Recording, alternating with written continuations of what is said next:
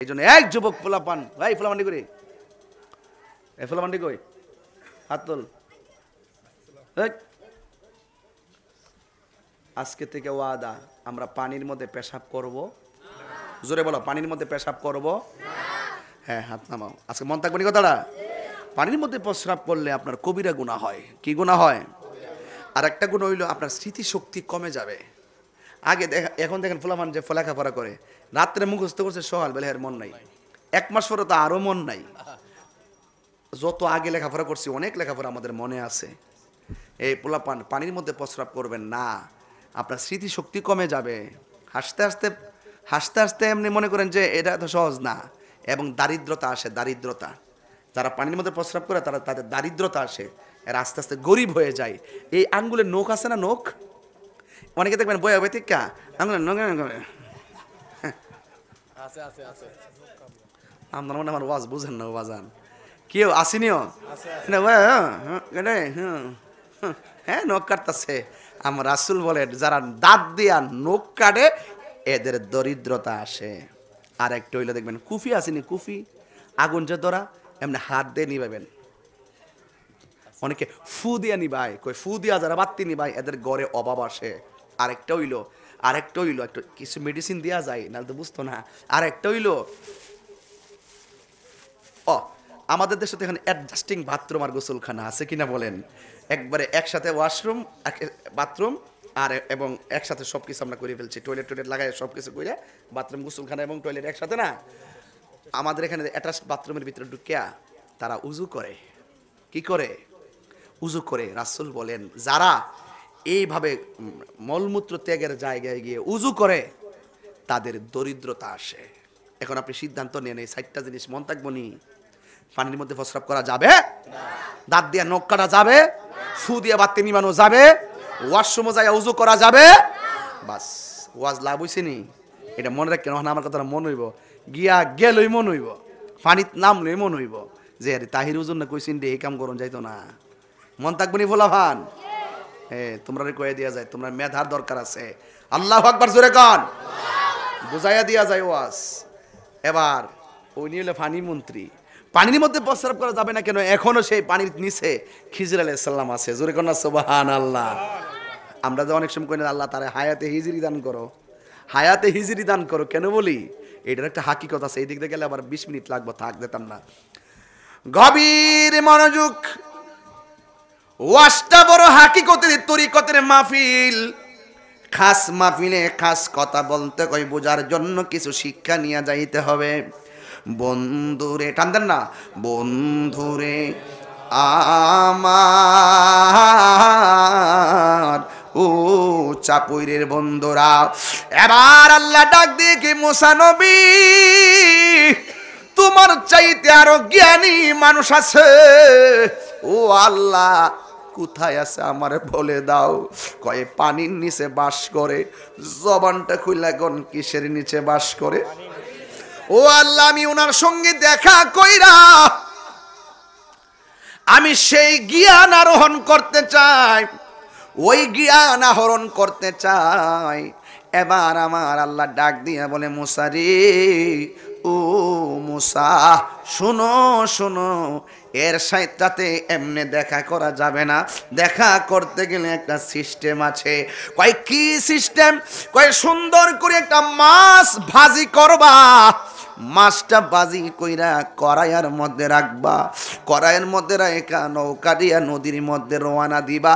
নদীর দিকে যাইবা, যত সামনে যাইবা এই ভাজা মাছটা যেই জায়গার মধ্যে জেতা হইয়া চলে যাবে, ওই রাস্তা দিয়া আমি আল্লাহ একটা রাস্তা বানামু।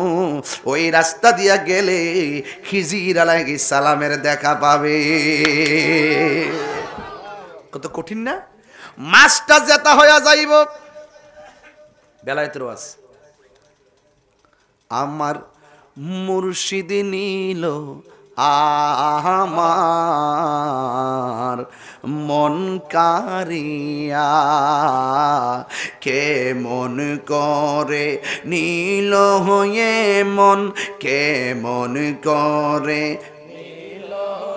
জোরে কর না, কে মন করে প্রেমে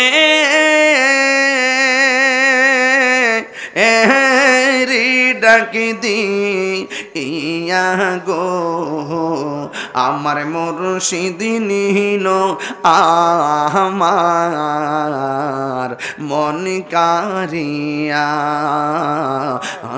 আমার মুর্শিদ নিল আমার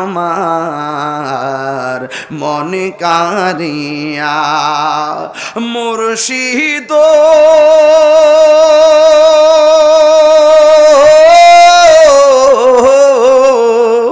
আমারি মন কর লাগহরণ কি রূপ ও দেখাইয়া সেই রূপের ঝলকে আমার সেই রূপের ঝলকে আমার কি যে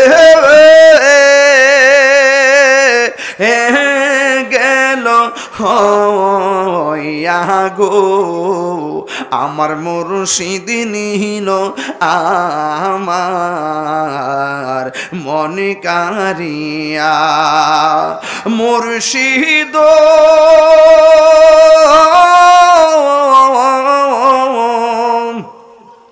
কি সুরে করল গহয়ুতাল পাগল ও বানাইয়া কি কথা বলিবে বলে কি কথা বলিবে বলে গেল ও আশাদি ইয়া গো আমার মুর্শিদ নিল আমার মনে কারিয়া কে মনে করে নীল মন কে মনে করে নীল প্রেমে হরি ডাক দিয়া গো আমার মুর্শিদ নিল আমার মনে কারিয়া মুর্শিদ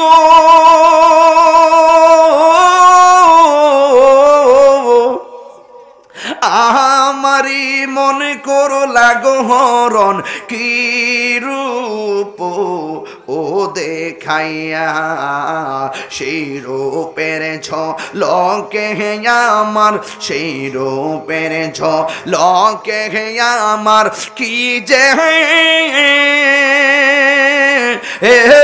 গেল হইয়া গো আমার মুর্শিদ নিল আমার মনে কারিয়া কে মন করে নীল মন কে মন করে নীল মন প্রেমে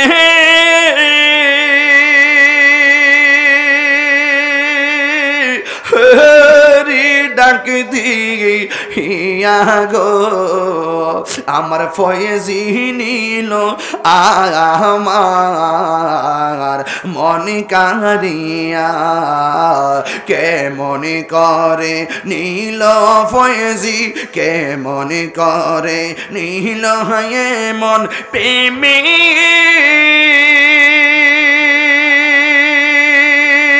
হরি ডাক দিয়া গো আমার মুর্শিদ নিল আমার মন কারিয়া একটা জবান বন্ধ রাখবেন না জবানটা খুলে বলো আল্লাহু আকবার হে আমার যুবক ওই আমার চাপুর চিনাইর খাওয়াই কাজির খোলার বাবা ও চান্দির বাবা পাইকপাড়ার বাবা দুবলা জারুল তোলার বন্ধু বাদশালা তো ইশারা বাসুদেবের বাবা মাশাউরার বাবা যে যেখান দিকে এসেছেন শুননা যান এবার আল্লাহ ডাক দিয়ে বলে তুমি একটা কাজ করবা একটা মাছ ভালো কইরা ভাজি করবা জবানটা খুইলা কোন হায়াতের মালিক কে মরারে জিন্দা বানাই কে এই মাছটা ভাজি কইরা কড়াইয়ের মধ্যে তুইলা নৌকা দিয়ে নদীর দিকে রওনা দিবা